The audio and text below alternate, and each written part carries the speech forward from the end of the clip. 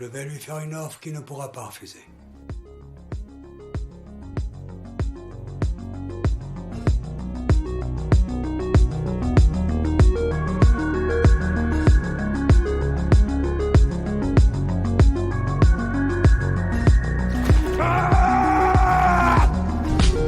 Hasta la vista, baby.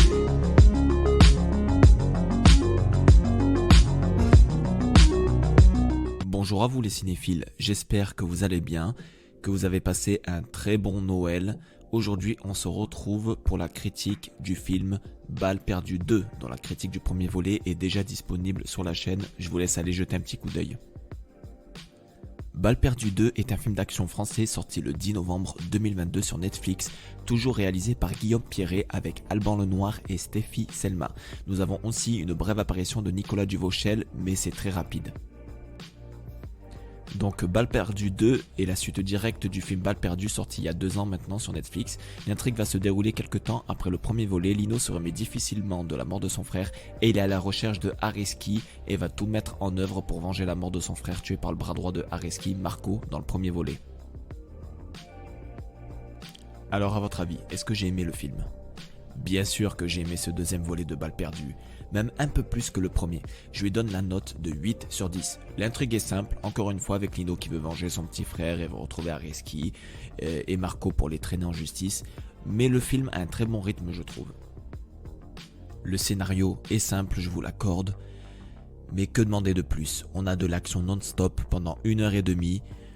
Moi j'adore ça, les films simples pour se déconnecter, reposer son cerveau comme on dit et regarder le film et tu regardes les scènes d'action et tu passes un très bon moment, tu te prends un bol de popcorn, tu manges et tu savoures ton moment. C'est tout ce qu'on demande et ce film c'est ça, c'est un peu comme les Fast and Furious. Voilà, les Fast and Furious, faut se déconnecter de la vie, tu dois rentrer dans une réalité parallèle parce que oui, dans Fast and Furious ils font des trucs de dingue, des trucs de fou.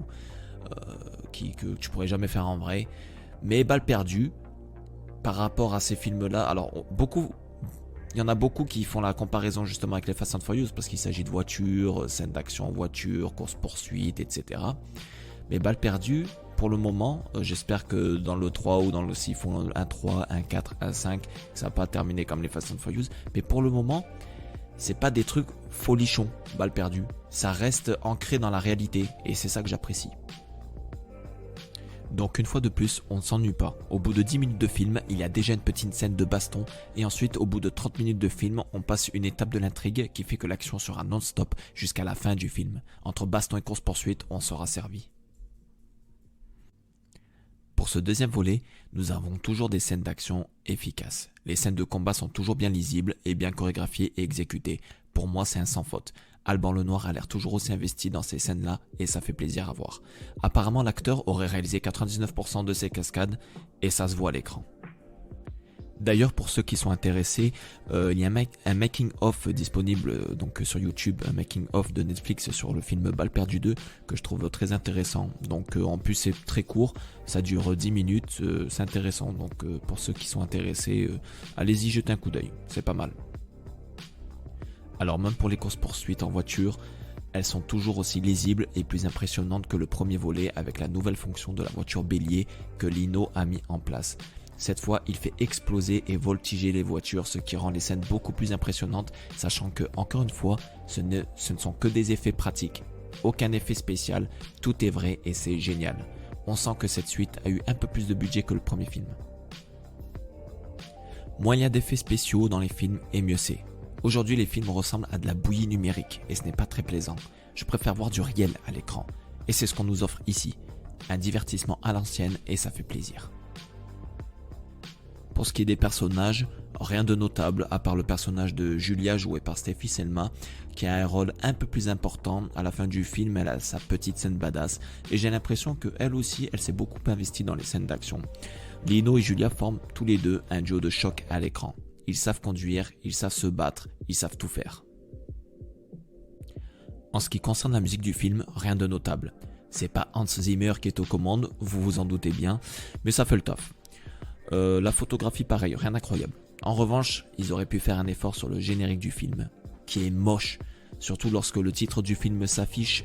On voit le titre donc qui s'affiche dans le noir avec des nuages derrière ou je ne sais quoi, style un orage. Et c'est un générique déglingué. Il est déglingué, il est pas ouf du tout. Franchement, ils auraient pu faire mieux. Donc voilà, je n'ai pas d'autres points négatifs. En résumé, ce bal perdu est une bonne surprise, j'ai encore passé un bon moment.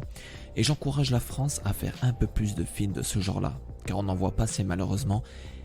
Et il n'y a pas besoin d'avoir un budget à 200 millions d'euros pour faire un bon petit film d'action. Donc j'espère que ces productions Netflix sont un premier pas vers une nouvelle ère du cinéma d'action français, car nous en avons terriblement besoin.